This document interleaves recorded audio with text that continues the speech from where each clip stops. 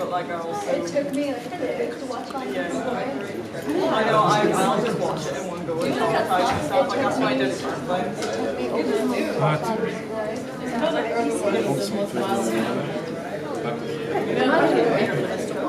Oh, well, if you just get it all. I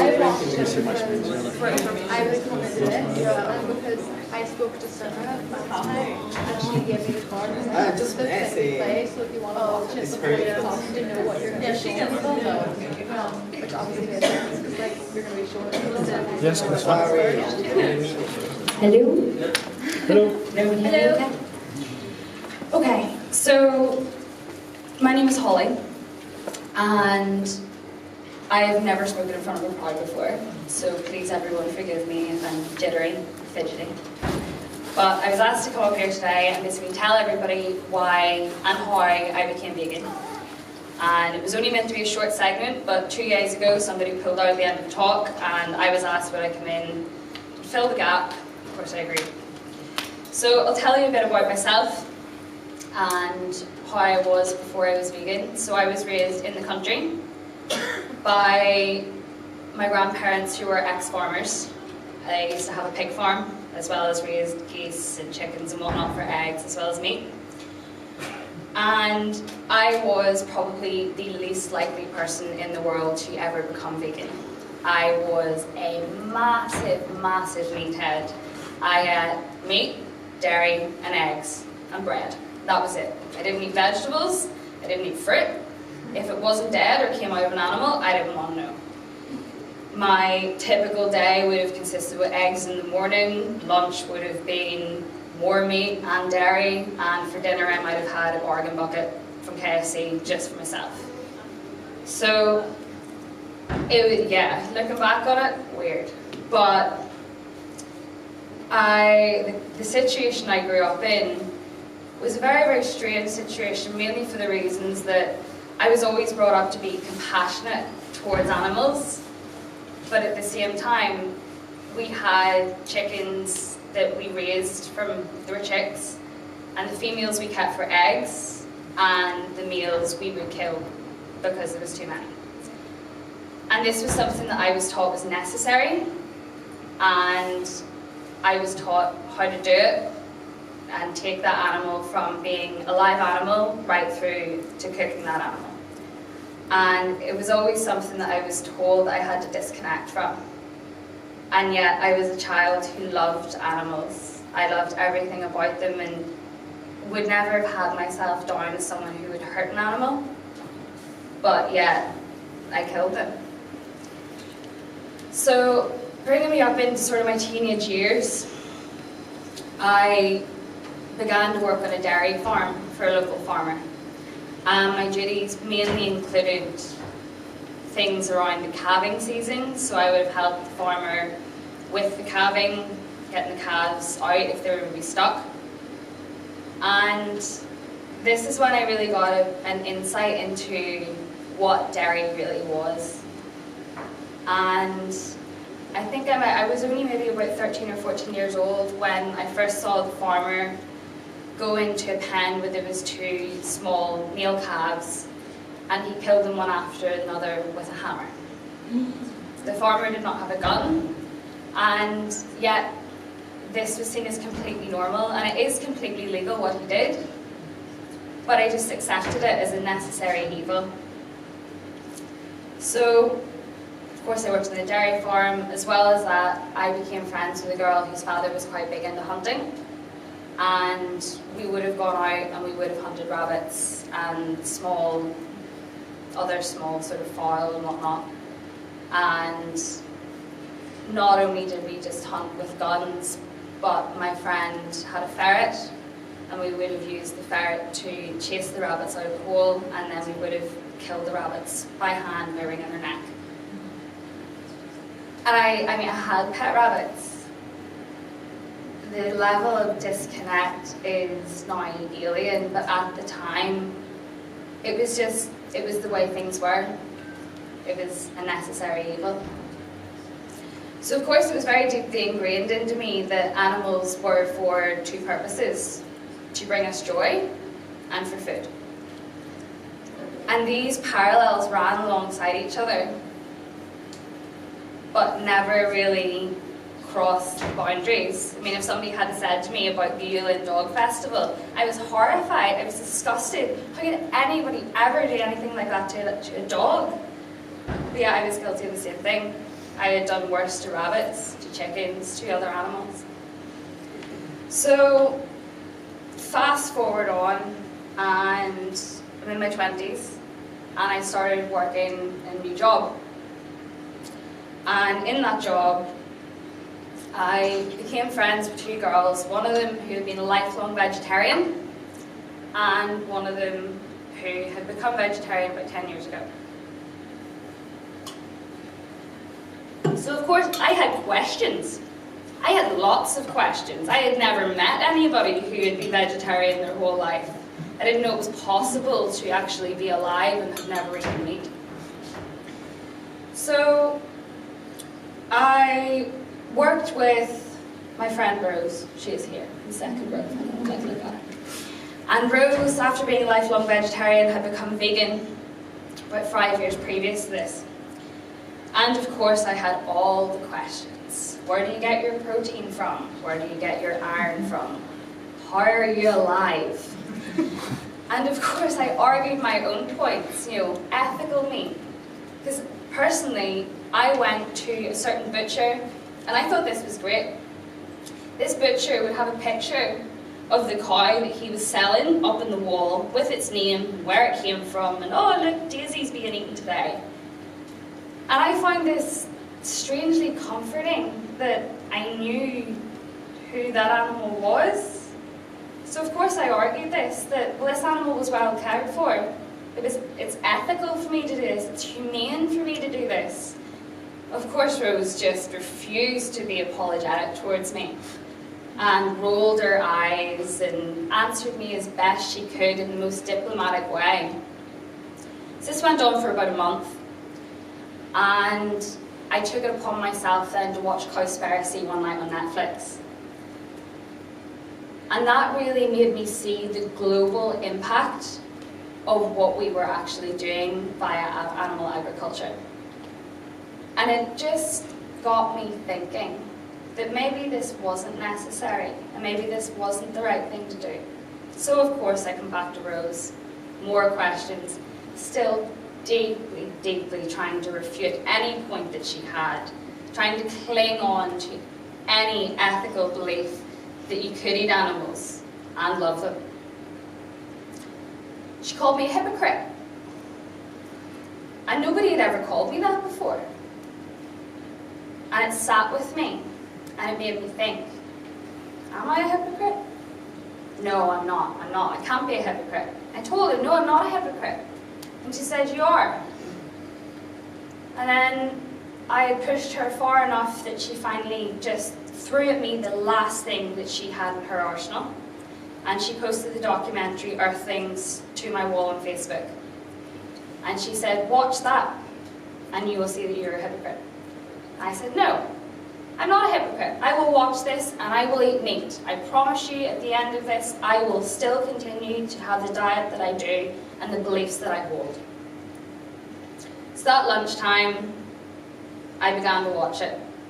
Because I wanted to prove to her that it wouldn't affect me.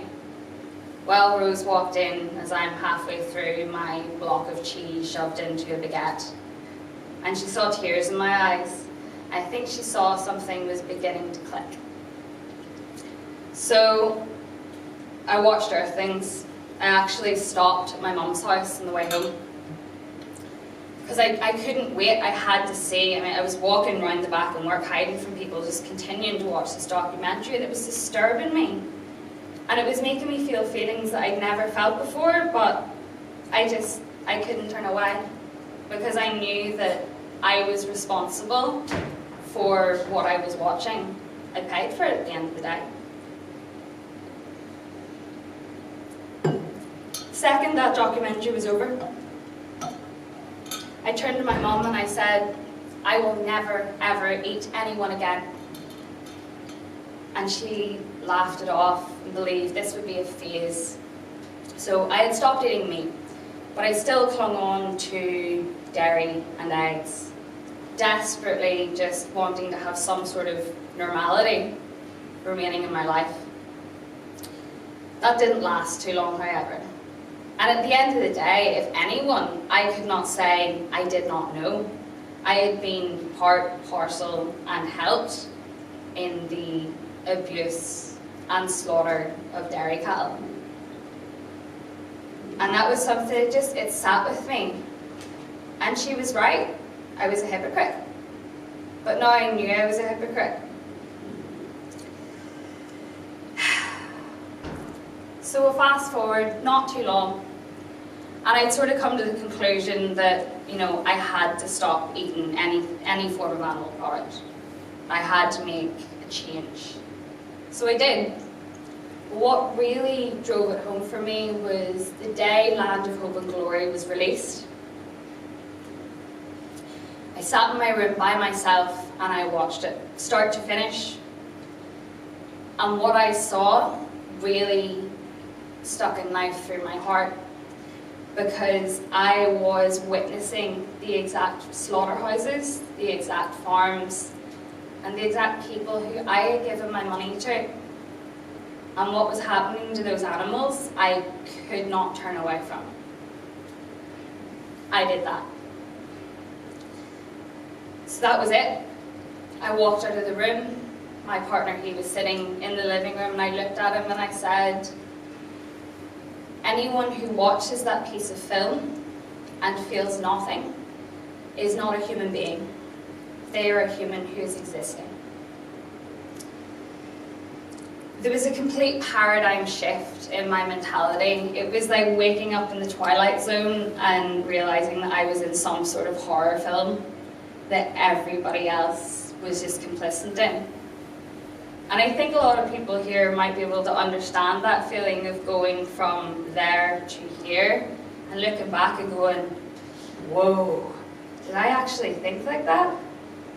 But I think because I have came from such a involved background, it gives me a better way of speaking to people and more of an understanding and compassion that as much as, yes, I am vegan now, at one stage I was that person who paid for this to happen to animals. And I very, very much live by forgive them because they know not what they do. So I would say then it was a while, well over a year before I then got involved in doing activism. And I'd seen many different forms of activism, street activism, people doing stuff online, people going in to restaurants and protesting. I'm sure you've seen a lot of it yourself. But I decided to join a group called Anonymous for the Voiceless, Cliff before me was talking about. And I just met a really friendly group of people. And as much as I found these people really, really friendly, I was so scared to tell any of them where I came from and what I had done, because I really felt like they would judge me. Because I judged me. I judged me for what I did.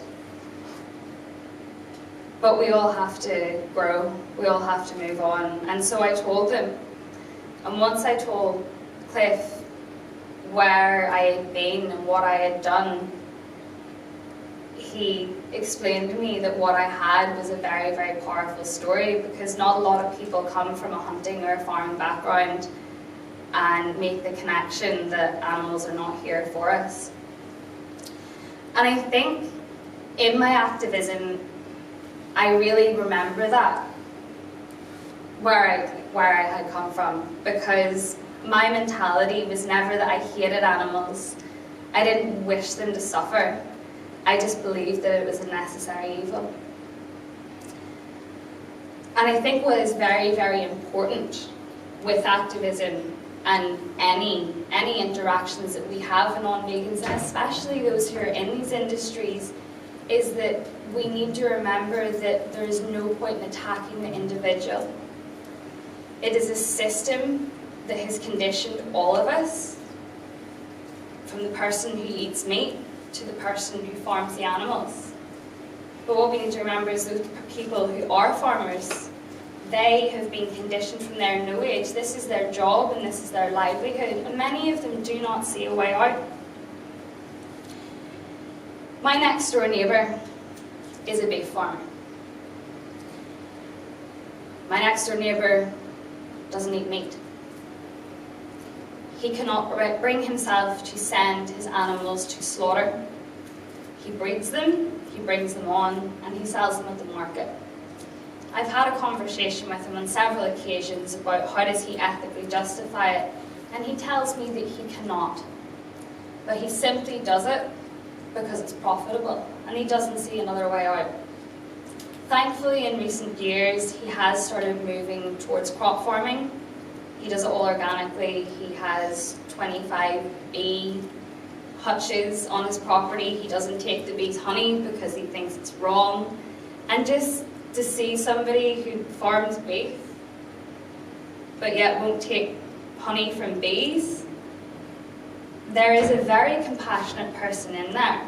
And it pains him what he does to the animals. And from knowing him, I think it's very important that we don't vindicate all farmers, because many of them do genuinely believe that they love these animals. They just fail to see the hypocrisy of what they do to them at the end of the day. And I think it's really important to open up dialogue and to speak to these people, because at the end of the day, they know far more about the industry, far more about the animals than many of us ever will. And we can learn a lot from them. And through having those conversations, you hear stories like the documentary recently that was released that won a BAFTA, 73 Cows, where a farmer just decided, you know what, I don't want to do this anymore. But attacking them, calling them murderers, or anything else is only going to push them away. At the end of the day, as I say, if we are seen to be attacking individuals, we will be vindicated. But it is not the individuals that we are against. It is a system. Farmers are a symptom of that system. They are not the cause. The cause is the consumer. And the only way we will ever stop this industry is by explaining to the consumer, not shouting at the symptom. And that is really why I decided to get up here and talk today. Because I think with a lot of people we go, oh, they hunt, they farm, they're a butcher, they don't want to know, they don't care. They already have their minds made up about vegans. And that is simply not true. To be anecdotal, yesterday in fact, I was speaking to a friend of mine who I've known for many years. Her father hunts. They raised their own animals at one stage. And she was very, very shut down to the idea of me being vegan. She laughed at me, she joked, but she became slightly more acceptant over time. So yes, she rang me yesterday and she told her I was doing this speech today, very excited. And she told me that she had watched the documentary Dominion because of all the disruption that had happened last week. She had heard about it and she decided, you know what? I eat animals, I need to see what happens to them.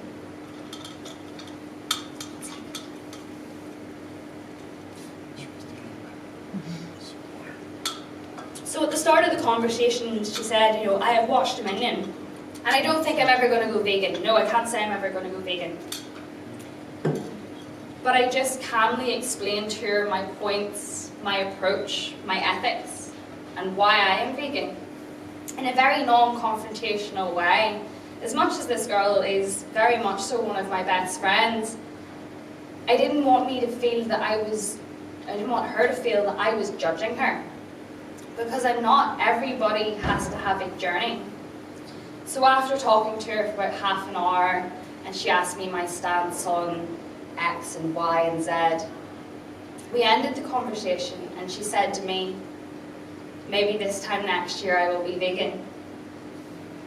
And that's simply because she knows deep in her heart that it's wrong. She said that it really has upset her and that she will cut down her meat consumption. And I could have shouted at her and said, but you've seen it. Why are you still paying for this? You know what you're doing to animals. But it just takes some people longer to click. She has been conditioned from she is no age that it is necessary to kill animals for food. And she started to see gradually that that is not the case. And so maybe one day she will be vegan, maybe one day she will not. But me vindicating her, shouting at her and chastising her isn't going to make it happen quicker. At the same time, I think that there is a very, very strong difference between criticism and critique. I am very unapologetic in my approach to veganism. When somebody says to me, oh, but I'm trying, or I'm doing this little bit, I will not praise them for, having a meat-free Monday. I will say that's a good step. I will not say that is a good solution. It's a very, very difficult, icky topic, because at the end of the day, when you're talking about somebody's personal choice, you're attacking them as far as they are concerned, and that is not the case. How I like to advocate is I like to tell people my story and to tell them how I was living a life of hypocrisy. I said I had dogs, I had so many animals and I loved them. But I would go out and I would kill another animal to eat it. And I think through telling my own story that many other people can realize that it is not an individual we're going after. Every one of us is a victim of societal influence. And it's really just up to you to be that change, to show people that we are approachable. We're not scary and we're not crazy. We're just people who don't want to hurt animals, who want a world that is more compassionate. And it will take time, but I do really believe that we will get there. We just have to try. And the more people we have in the ground, and the more conversations we have, like the one I had yesterday, where it's just a very open and frank conversation, where you're honest and you speak from the heart, that is the way we will make people see that there is a different way for us to do things. Especially those who go out hunting at the weekends, those who are farmers. Attacking will never help. Open dialogue that is non-judgmental and seeks only to further your own enlightenment will make a difference. Because it certainly made a difference to me. If Rose, when I had started making all these claims of ethical meat and humane this and humane that, had have gone, oh yeah, that's fine, at least you know where you get your meat from, that wouldn't have helped me. It actually took someone to go, no, stop, open your eyes and look at what you're paying for. I always believed that I was a person, because of how I grew up, that could speak very confidently about the farming industry with great knowledge. And yet, I simply did not know. I did not know the scale. I did not understand the full extent of the brutality. And when people ask me now why I am vegan and why I do this, I tell them to go and educate themselves, to see what happens to the animals. Because I believe that that is the real, true reason that a lot of people do change. We are a nation of animal lovers. We love our dogs, we love our cats, we love our pets. We just need to make people understand that the pigs, the cows, they're all puppies. And we would never hurt them ourselves. But it's the system that we are working against. And we will change it, one conversation at a time. So just don't give up on anybody. Because I promise you that nobody is beyond help. Not anyone. Thank you.